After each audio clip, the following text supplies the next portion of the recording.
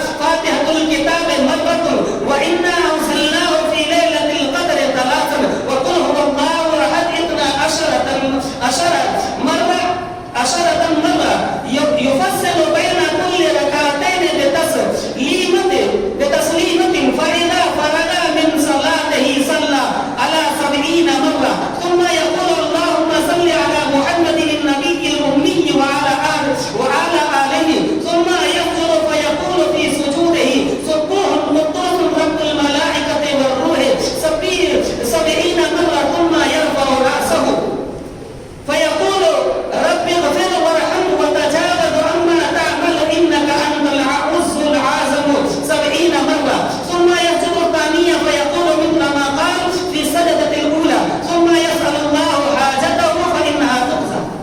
یہ پوری عبارت ہے جو ذکر کیا گیا ہے صلاۃ الرغائب کے تعلق سے. اب صلاۃ الرغائب کیا ہے یا کس طریقے سے پڑھی جاتی ہے وہ اس حدیث کے اندر مکمل طریقے سے ذکر کیا گیا ہے. لیکن یاد کر لیجئے گا یہ حدیث موضوع ہے منغلط ہے. ابھی میں آپ کے سامنے بتلاؤں گا کہ کس طریقے سے یہ منغلط ہے. بہرحال سب سے پہلے تو صلاۃ الرغائب کو سمجھتے ہیں کہ یہ کس طریقے سے پڑھی جاتی ہے یا اس نماز کی اہمیت اور فضیلت کے تعلق سے کیا ذکر کیا جاتا ہے. کہتے ہیں کہ رجب و شہر اللہ ہے. رجب اللہ کا مہینہ ہے. وہ شعبان و شہری اور شعبان میرا مہینہ ہے. اور وہ رمضان و شہر امتی اور رمضان میری امت کا مہینہ ہے. یہ اللہ کے رسول صلی اللہ علیہ وسلم کی طرف نسبت کر کے ذکر کرتے ہیں. کہتے ہیں کہ قیل یا رسول اللہ کہا گیا اللہ کے رسول صلی اللہ علیہ وسلم ما معنی قولک. اللہ کے رسول صلی اللہ علیہ وسلم آپ کے قول رجب و شہر اللہ اس کا کیا مطلب ہے؟ یعنی اللہ کا مہینہ ہے رجب, اس کا کیا معنی اور کیا مفہوم ہے؟ نبی اکرم صلی اللہ علیہ وسلم نے فرمایا کہ مخصوص بالمغفرہ, یہ مغفرت ہے, خاص کر دیا گیا ہے اس مہینے میں مغفرت کے لیے. یہ فضیلت بیان کرتے ہیں کہ اس مہینے میں خاص کر دیا گیا کس کے لیے؟ مغفرت کے لیے. جو بھی آدمی دعا کرتا ہے مغفرت چاہتا ہے تو اللہ رب العالمین اسے بخش دیتا ہے, اسے معاف کر دیتا ہے. دیکھیے یاد کر لیجئے گا اس کی فضیلت الگ سی بات ہے کہ مغفرت ہو, اللہ رب العالمین اپنے بندے کو معاف کرتا ہے. لیکن سب سے پہلی چیز حدیث ہی کیا ہے؟ موضوع ہے. اس کے بعد آگے کہتے ہیں پوری حدیث کے اندر کافی خرافات کا ذکر کیا گیا ہے. اور اس کے بعد جو سب سے اہم ہے وہ یہ ہے کہ اس مہینے میں ایک ایسی رات ہے جس رات کو فرشتوں نے نام دے دیا ہے صلاۃ الغائب, یا اس رات کے نماز پڑھنے کو صلاۃ الرغائب کے نام سے جانا جاتا ہے. اس کے بعد کہتے ہیں اول لیلۃ فی رجب فإنها ليلة تسميها الملائكة الرغائب ثم قال وما من أحد يصوم يوم الخميس. کہتے ہیں کہ جو شخص اس مہینے کے پہلے ہفتے کے پہلی جمعرات کے دن کو جو روزہ رکھے گا اور اسی طریقے سے جمعے کی رات مغرب سے لے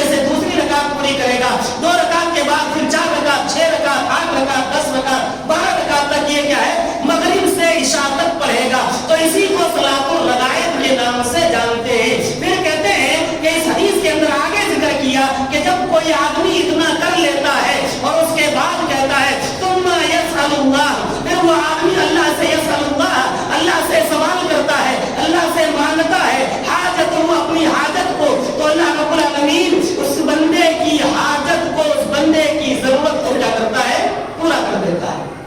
ये बयान किया जाता है इसकी फजीलत के ताल्लुक से, लेकिन ये रिवायत याद कर लीजिएगा निहायत ही ज़ईफ है, निहायत ही ज़ईफ मौजू रिवायत है। अब मैं इसके ज़ौक़ के ताल्लुकात से आपके सामने बातें रखता हूँ ताकि मज़ीद वाज़ेह हो जाए कि ये हदीस क्या काबिले हुज्जत होगी या नहीं, या इस मौजू के ज़िम्न में जो भी हदीस आती है क्या वो लायक़े अमल है या नहीं है। पहली बात जो है इब्नुल जौज़ी रहमतुल्लाह अलैह की मैं नकल करता हूँ। अपनी किताब इब्नुल जौज़ी रहमतुल्लाह अलैह अपनी किताब अल मौज़ूआत जिल्द नंबर 2 सफ़ा नंबर 438 के अंदर नकल करते हैं इस हदीस को, और हदीस को नकल करने के बाद ये कहते हैं कि ये हदीस क्या है, मौजू है। ये हदीस जो है इस हदीस को जिस आदमी ने गढ़ा है या जिन्होंने जिक्र किया है उसका नाम इब्ने जहज़म है, और उसी ने सबसे पहले इस हदीस को जिक्र किया और लोगों तक प्यारे रसूल सल्लल्लाहु अलैहि वसल्लम तक क्या है मंसूब कर दिया। इसी तरीके से इब्ने रजब रहमतुल्लाह अलैह कहते हैं कि माह रजब के पहले जुमे की रात में सलातुल रगाइब के पढ़ने के मुतालिक जितने भी अहादीस आई हुई है वो सारी की सारी अहादीस बातिल है, बेकार है, मौजू है, कोई उसके लिए क्या है काबिल हुज्जत नहीं है, कोई भी हदीस लायक़े अमल नहीं है। इसी तरीके से इमाम नववी रहमतुल्लाह अलैह नकल करते हैं अपनी किताब अल मजमू लिन-नववी जिल्द नंबर 3 सफ़ा नंबर 379 के अंदर कहते हैं कि वो नमाज जो सलातुल रगाइब के नाम से मारूफ है ये बहुत ही बुरी है और बातिल नमाज है, इस नमाज को अदा नहीं किया जाएगा। इसी तरीके से इमाम शौकानी रहमतुल्लाह अलैह इस मौजू के ताल्लुक यानी सलातुल रगाइब के ज़िम्न में अपनी किताब अल फवाइदुल मजमुआ के अंदर नकल करते हैं। अल फवाइदुल मजमुआ सफ़ा नंबर 50 और 51 के अंदर नकल करते हैं, कहते हैं कि क़द इत्तफ़क़ल हुफ़्फ़ाज़, तमाम हुफ़्फ़ाज़ मुहद्दिसीन, हुफ़्फ़ाज़ से मुराद या हाफ़िज़ कुरान नहीं बल्कि हाफ़िज़ हदीस हैं, मुहद्दिसीन हैं, कहते हैं कि क़द इत्तफ़क़ल हुफ़्फ़ाज़ अला अन्नहा मौज़ूआ, तमाम हुफ़्फ़ाज़ हदीस का इस बात के ऊपर इत्तिफ़ाक़ है कि ये रिवायत जो है मौजू है, मनगढ़ंत है। और उसके बाद कहते हैं ववदअहा इल्ला ववदअहा ला यमतरी फीहि मन लहुल इमाम बिफ़न्निल हदीस। आगे नकल करते हुए बयान करते हैं कि जो शख्स फन्ने हदीस में जो इमाम मन लहुल इमाम जो इमाम फन्ने हदीस में जरा सा भी शौक रखता है, जिसके पास थोड़े से भी अगर इल्म है तो यकीनन इस तरीके के अमलों को नाजायज करार देगा, इस तरीके के अमलों को बातिल करार देगा। ये इमाम शौकानी रहमतुल्लाह अलैह कहते हैं, और कहते हैं कि यही बात फिरोज़ाबादी रहमतुल्लाह अलैह ने भी अपनी किताब के अल मुख्तसर के अंदर भी जिक्र किया है, और इसी तरीके से इमाम मक़दसी रहमतुल्लाह अलैह ने भी इसी तरीके से यही बातें कही है कि जिसके पास जो थोड़ी से भी अगर इल्म हदीस का इल्म हो तो वो इस तरीके के अमाल को बातिल करार देगा, बेजा करार देगा और वो काबिल हुज्जत नहीं मानेगा। ऐसे ही मौलाना अब्दुल हई लखनवी रहमतुल्लाह अलैह की नकल करते हैं अपनी किताब अल